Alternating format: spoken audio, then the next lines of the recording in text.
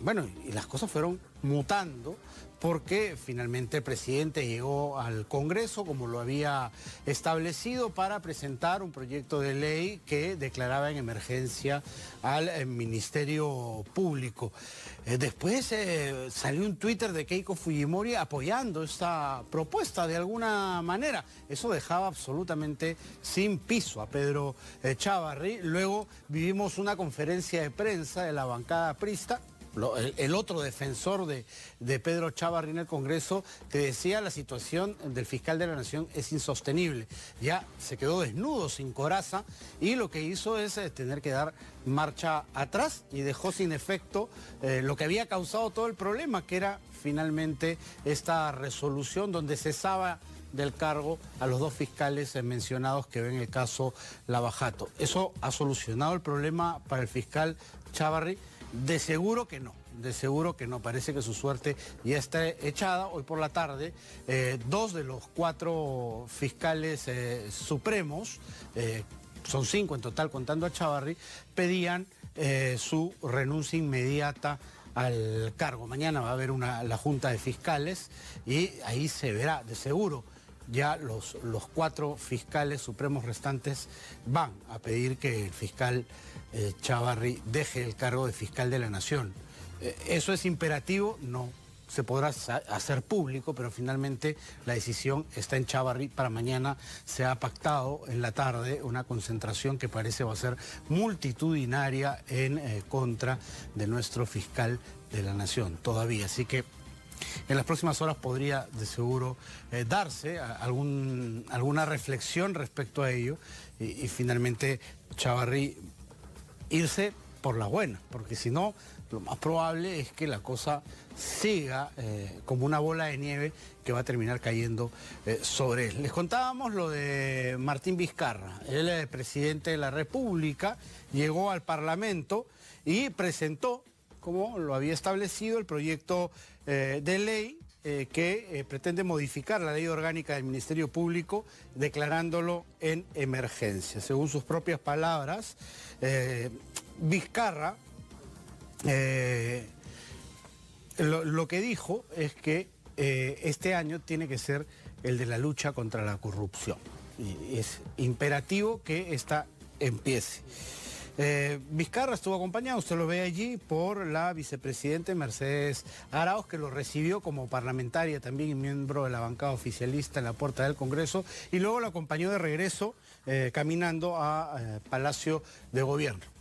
Tanto el trayecto de ida como de vuelta Vizcarra lo hizo a pie, junto con parte de su gabinete, con el primer ministro y con el ministro de Justicia.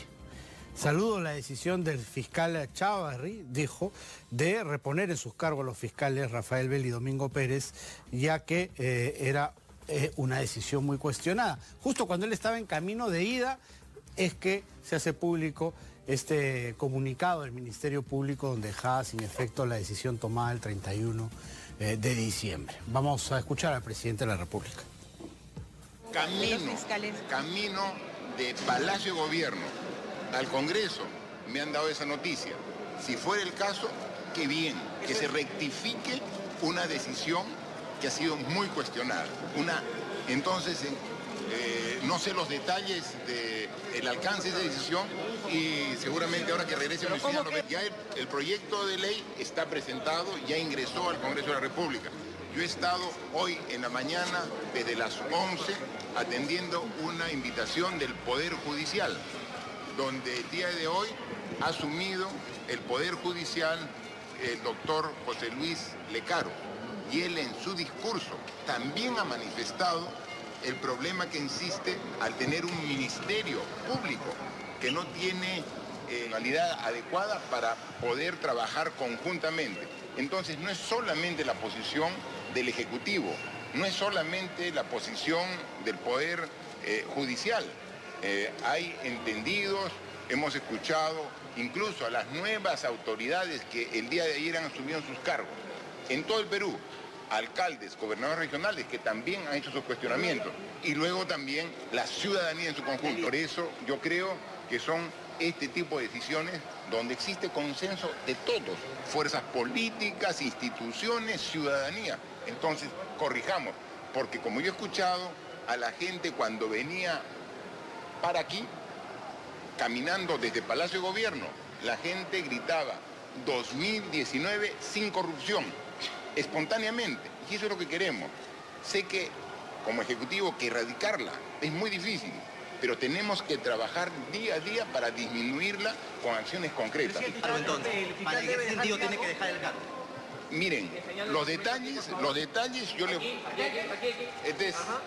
Este es el proyecto de ley que ingresó a las 13:30 del día de hoy, y los detalles sobre... Claro, pero para continuar con esta lucha el propio ministro de Justicia va a venir a dar el sustento correspondiente. ¿Esto no significa ningún tipo de intromisión? No, porque hemos dicho que nosotros, ante el problema que estamos viendo, tenemos que actuar sujetándonos estrictamente al cumplimiento de la Constitución y de las leyes. Y eso, tengan la seguridad que va a ser el Ejecutivo. Muchas gracias.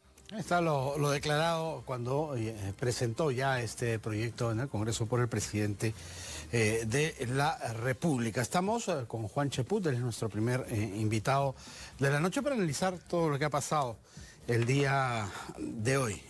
Prácticamente, Juan, cada media hora cambiaban las circunstancias, ¿no? En esta mañana y media tarde convulsionada. Lo último que ha pasado, vamos de atrás para adelante, es que Pablo Sánchez y Zoraida Ábalos han emitido un comunicado, ellos son los fiscales supremos, pidiendo la salida de Chávarri. ¿Tú crees que Pedro Chávarri esté en condiciones de reflexión como para tomar una decisión como esa tantas veces negada? Bueno, después de lo que hemos visto el día de hoy, primero que nada, feliz año, Juan Carlos. Muchas gracias por esta invitación. Igualmente. Después de lo que hemos visto el día de hoy, considero que él debe estar evaluando seriamente el renunciar. Y lo más seguro, desde mi punto de vista, es que mañana, en horas de la mañana, antes de la marcha multitudinaria que, como tú bien has puntualizado, se va a efectuar, él esté renunciando. Por varias razones. En primer lugar, ya no tiene apoyo político. Hemos visto que los dos grupos que lo sustentaban, que le daban en cierta medida las espaldas políticas que él necesitaba para hacer todo lo que ha venido haciendo en estos días, el APRA y el Fujimorismo, hoy día le han dado la espalda.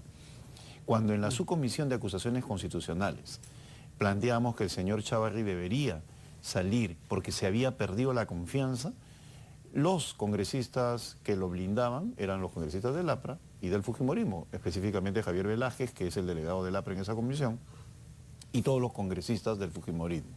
Ahora han salido a pedir su renuncia, han salido la misma Keiko Fujimori a pedir que se apoye el proyecto de ley del Ejecutivo, entonces... Pero no ha pedido, y ella lo podría hacer por el número que tiene, que los casos se prioricen en la Comisión de Acusaciones Constitucionales. Es correcto lo que señala. Si verdaderamente quisiera tener un propósito de acelerar las cosas, hubiera dicho, y le vamos a pedir al presidente de la Subcomisión de Acusaciones Constitucionales, César Segura, que pertenece al Fujimorismo, que ponga en agenda las 4 acusaciones que tiene el fiscal Chávarri. Entonces, en cierta medida ellos también están siendo presionados por la opinión pública y están sintiendo en ese sentido el rechazo ciudadano. Por eso creo yo que lo han dejado sin piso al fiscal y se han plegado a los grupos políticos que están exigiendo la renuncia del fiscal. Ahora, mañana hay esta junta de fiscales supremos, cabe la posibilidad que allí, también presionados por la opinión pública, los que de alguna manera apoyaron a Chávarri o guardaron silencio, finalmente emitan un comunicado en conjunto diciendo que le sugieren que se vaya. Claro, y eso sería jalarle la alfombra en la propia casa, ¿no? Lo que pasa es que constitucionalmente es la primera instancia. La Junta de Fiscales Supremos es la que puede pedirle, él siempre, el fiscal Chávarri se ha jactado que lo eligieron por unanimidad, es la primera que puede pedirle con una mayoría de votos sustantiva de que se marche. La otra es la Subcomisión de Acusaciones Constitucionales y la tercera es que el mismo señor Chávarri renuncie como consecuencia de la presión. Pero él parece que no quiere ver ninguna de estas cosas. Ahora, la Junta de Fiscales, que se va a reunir el día de mañana, podría ser efectiva esa situación pidiéndole y exigiéndole al señor Chávarri que renuncie. Además, no olvidemos una cuestión importante. Él ya ha perdido liderazgo al interior del Ministerio Público. Él sustentó el 31 que pedía la salida de los señores Pérez y Vela porque no lo obedecían. Bueno, los dos fiscales nombrados, Paucar y Almanza, hoy día dijeron nosotros no vamos con ese pedido, dieron un paso al costado y rechazaron la solicitud del fiscal Chávarri para dirigir y coordinar Cosa el tema extraña de la porque ellos lo valla. acompañaron en la conferencia de prensa. Claro, del pero ahora 31, ya están ¿no? surgiendo voces indicando que pidió compañía para dar un mensaje de unión y no necesariamente lo que iba a plantear. O sea, los engañaron. Es un rumor, ¿no? Pero Porque en todo Tomás, caso ellos Tomás lo podrán- Gálvez en la mañana en una radio lo que dijo es que él le había preguntado, que es uno de los fiscales supremos, que le había preguntado a Chávarri si es que los iba a ratificar o no, y que Chávarri dijo, sí, sí los voy a ratificar. Claro, parece que ha habido engaños de por medio porque ya están saliendo una serie de rumores en el sentido de que se sentaron ahí pero no sabían lo que iba a hablar. Por eso la cara adusta de ambos cuando escuchaban al fiscal Chávarri. En cierta medida se sintieron sorprendidos, pero esto abona en favor de ¿qué? De la absoluta falta de liderazgo. Y una persona que no tiene liderazgo, una persona que sus propios colegas del Ministerio Público le piden que dé un paso al costado, una persona que ha perdido el respaldo de sus dos principales puntales, el fujimorismo y el aprismo, definitivamente no puede seguir al frente del Ministerio Público. Eso no quita que en la subcomisión continuemos adelante con las denuncias y tampoco quita que el proyecto de ley del presidente de la República se siga desarrollando a través del proceso respectivo en el Parlamento. Esas cosas de todas maneras se van a tener que dar, pues se requiere la reorganización de todas maneras de lo que significa el Ministerio Público. Repuestos Vela y Pérez, se necesita la celeridad, es necesaria la celeridad que pidió el presidente cuando esto estaba todavía en curso, o crees que bajamos el acelerador un poco y entramos a una evaluación mucho más reflexiva de lo que podría ser una declaratoria de emergencia del Yo sí Ministerio creo Público? que se requiere de ambas cosas. Digo ambas cosas por la Junta Nacional de Justicia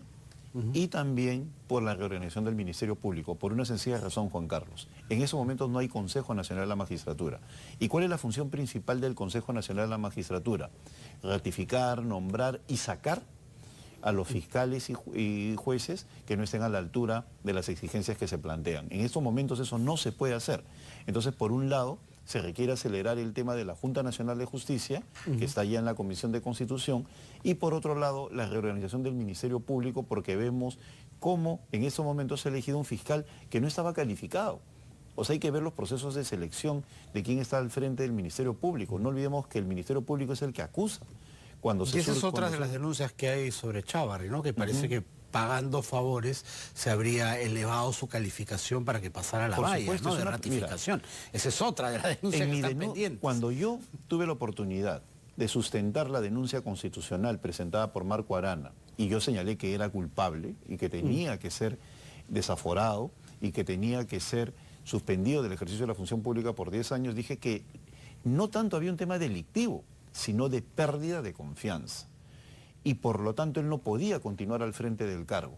¿Y qué pasó? El APRI y el fujimorismo dijo mentira, eso no es así. Y 7 meses después sucede que le exigen esos partidos la renuncia al señor Chávarri porque le han perdido la confianza. ¿Cuánto nos hubiéramos ahorrado si en el momento en que yo sustenté esa denuncia constitucional contra el señor Chávarri, los señores del APRI y del fujimorismo habrían votado a favor? Y no con argumentos que verdaderamente no tenían ningún sentido, como lo demostré esa noche, y lo único que decían es que no se puede sacar a una persona sobre la base de cuestiones vinculadas a la confianza. ¿Y hoy por qué se le saca? Por cuestiones éticas, por cuestiones de moral, por cuestiones de confianza. Es decir, hemos hecho perder el tiempo al país durante 7 meses. Sí, pero nos demuestra que muchos de los políticos emiten solo opiniones políticas, ¿no? Sin ninguna base en la objetividad. Y demuestra que no están haciendo una lectura adecuada de la realidad. Yo puedo entender los gestos del fujimorismo como gestos políticos que están reconsiderando su posición inicial, pero el que ha pagado las consecuencias de todo esto es el país, pues hemos tenido durante mucho tiempo una fiscalía acéfala, sin liderazgo, que lamentablemente ha hecho una serie de daños, y voy a mencionar por qué. Porque muchos fiscales especialistas en lavado de activos han sido sacados de las fiscalías y mandados a fiscalías especializadas en familia. Entonces, se ha destruido esa esencia investigadora que estaba funcionando bien en el Ministerio Público por culpa de ese señor.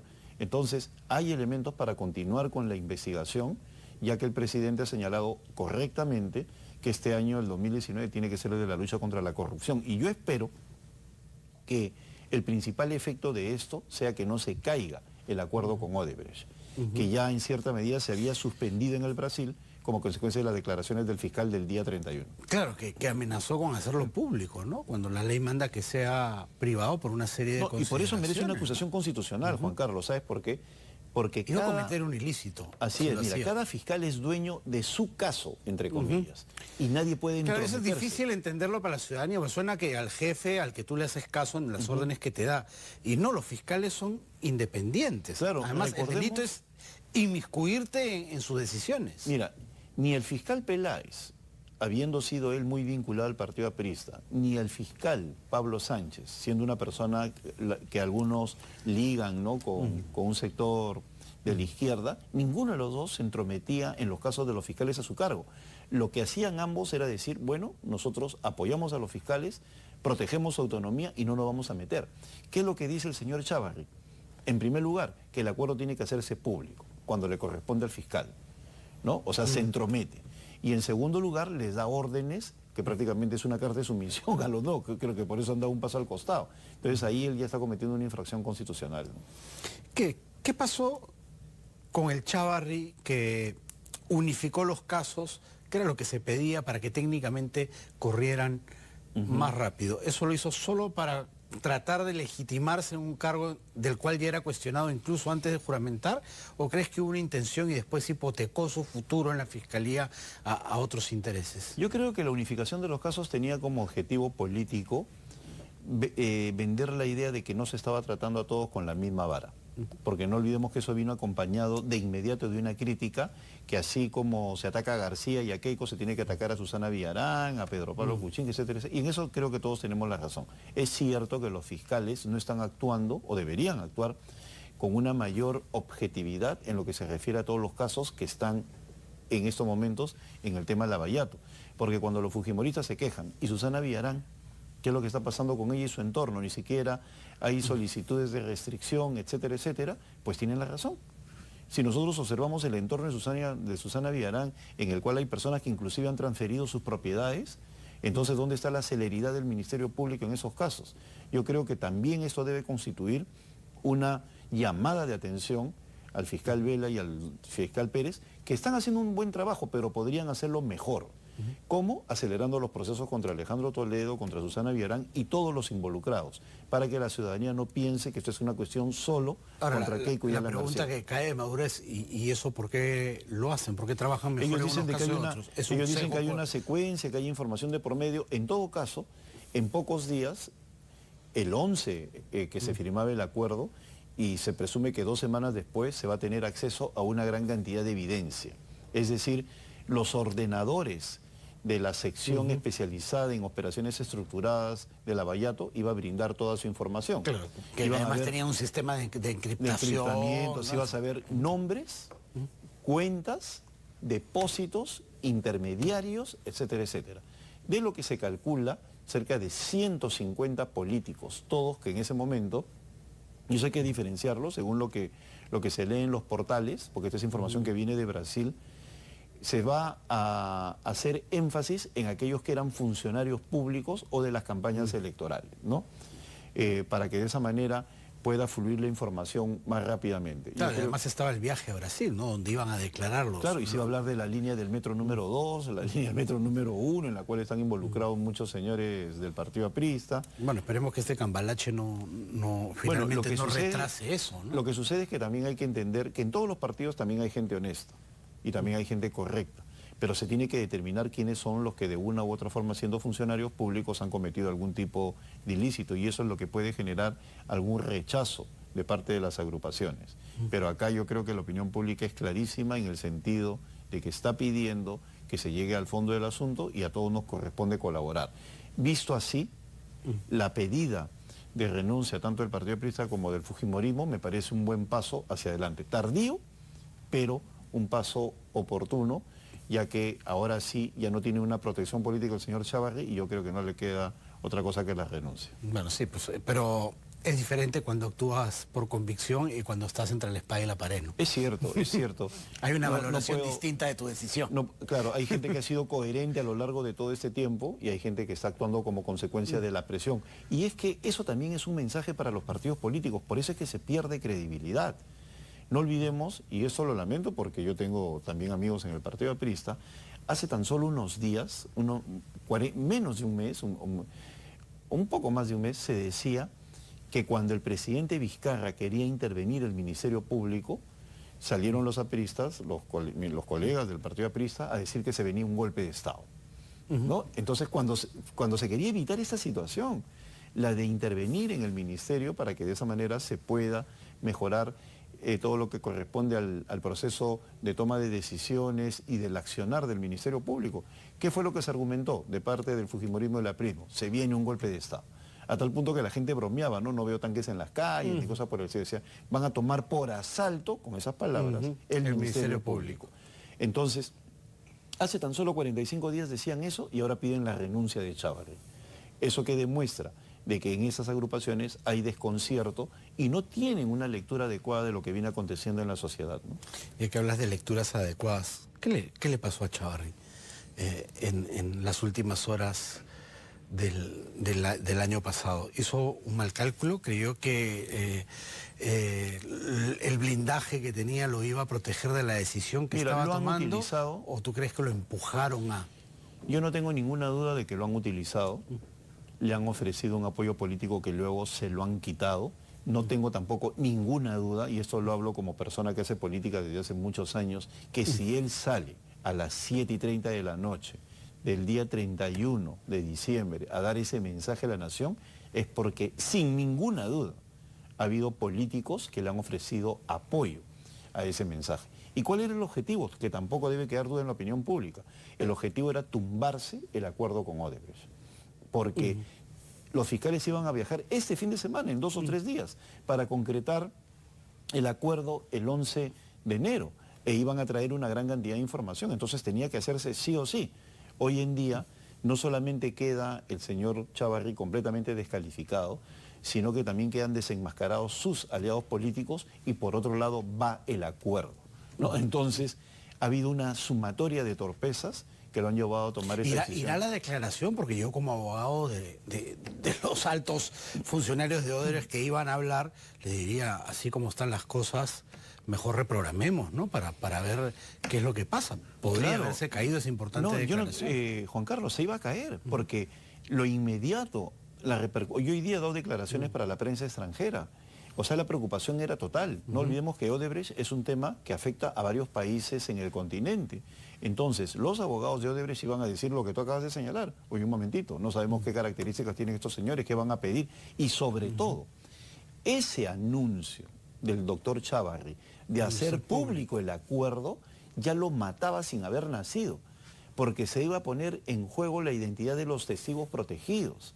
Y por otro lado, aquellas personas que brindan información a cambio de un beneficio iban a también a ser desenmascaradas. Entonces, los perjuicios por todos lados saltaban a la vista. Y no olvidemos también, y es bueno recordar, quienes felicitaron el mensaje del señor Chávarri apenas terminó, con el pretexto de la institucionalidad. Claro, y que han estado declarando todo el día de ayer en feriado a favor de la decisión, ¿no? Y hoy día están pidiendo la renuncia, ¿no? Hoy día están pidiendo. Entonces, ahí nomás te das cuenta tú estos cambios motivados por la fuerza de la opinión pública y que definitivamente creo yo que es un triunfo político para el presidente Vizcarra, tampoco debe quedar duda sobre eso, pero que tiene que manejarlo con serenidad, para que de esa manera se concrete una adecuada reforma de justicia. Y aprovecho, Juan Carlos, para salir al frente de aquellas personas que están diciendo que esto es similar al golpe de Estado del 92. O sea, esas personas que están señalando un efecto comparativo con lo que pasó en el 92, realmente les recomiendo que lean un poco de historia o que vayan a las hemerotecas. En el 92, los jueces y fiscales que había, y que inclusive logró el señor Fujimori generar las condiciones para que la gente los rechace, se tumbaban proyecto por proyecto, en el caso del Tribunal Constitucional, que salía del Congreso. En el Congreso decían, vamos a hacer A, y lo rechazaban en diversas instancias, llegaba al Tribunal Constitucional y se lo tumbaban. O sea, no lo dejaban hacer nada a Fujimori y generaron las condiciones para este pretexto. ¿Por qué? Porque, tal como lo señalan diversos textos, estaba dominado por el partido aprista. En este caso, lo que hay es un grupo de fiscales que está trabajando bien y que más bien dentro de la misma institución hay un fiscal que pretende sacarlos por trabajar bien y con circunstancias o con argumentos completamente subjetivos. Decir, voy a sacarlos porque me han faltado el respeto, no es un argumento adecuado. Bastante inconsistente, ¿no? Sobre el acuerdo en sí, hasta el propio presidente ha hecho comentarios al respecto. Por ejemplo, en el tema de que va a poder contratar con el Estado nuevamente. Otra de los cuestionamientos es el tema de una reparación civil bastante baja comparando con lo que otros países pueden haber conseguido, ¿no? Yo fui crítico de las declaraciones del presidente del día 31, cuando él señaló que él estaba de acuerdo con que Odebrecht no debe seguir contratando en el país. Yo dije, bueno, ¿qué es lo que está pasando, no? Porque ellos siguen contratando de manera limitada a cambio de brindar información, que es el modelo que se está dando en varios países, incluyendo el Brasil. Entonces ahí un país tiene que sopesar. O estos señores contratan de manera limitada, conforme se va desarrollando el juicio, y me dan información valiosa para detectar quiénes son los corruptos, o no contratan ni un sol, pero no tampoco me dan información. Entonces, ¿qué es lo que le conviene al país? ¿Identificar quiénes son los corruptos o no? Entonces, yo creo que por lo menos el presidente estuvo desinformado el día 31. Y hoy, si no hubiera pasado esa destitución de los fiscales Vela y Pérez, que ya retrocedieron, hoy esa sería la noticia, las declaraciones del presidente. Entonces, en buena hora que haya habido un proceso de reacomodo argumental para que de esa manera... Pero los detractores lo que dicen finalmente es, va a contratar con el Estado, va a recibir dinero y con ese mismo dinero nos va a pagar la reparación. O sea, la idea es que devuelvan el dinero que se llevaron, no que pero con nuestra propia plata nos paguen. De acuerdo, pero si en el proceso de juicio se determinan responsabilidades, también las van a tener que recibir. Y por otro lado va a haber limitaciones porque van a estar bajo una observancia radical. Entonces no es que van a contratar libremente, van a sufrir las penalidades, en ese sentido vamos a ser soberanos.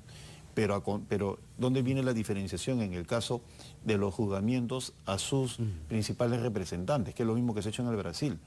La empresa colectivamente puede sufrir las consecuencias en términos de contratos, pero no se mete presos o no pasan por una prisión drástica los gerentes, etcétera, etcétera, porque brindan información. Y como consecuencia de ese preacuerdo ya se sabía que ellos iban a entregar sus computadoras, sus discos duros, sus archivos, ¿no? Iban a desclasificar información. A tal punto que en Brasil salió una noticia periodística que decía se viene un tsunami para la clase política en el Perú. Entonces, yo creo de que tenemos que pensar en eso. O permitimos que nos den esta información a cambio de determinados beneficios dentro de lo que significa la delación premiada, que es un mecanismo que funciona y que se ha utilizado en Italia para derrotar a la mafia en diversos lugares. O sea, tú delatas, te doy beneficios a cambio de eso, pero cae la red, ¿no? Entonces, cuando hay algunos personajes que dicen esto no debe ir adelante, no están buscando lo mejor para el Perú, están buscando que no llegue información, que es una cosa muy distinta, ¿no? Sobre este proyecto de ley del presidente, hoy la bancada aprista que declaró después de la llegada del mandatario lo que decía era que había inconstitucionalidad porque se estaba vulnerando la autonomía misma del Ministerio Público.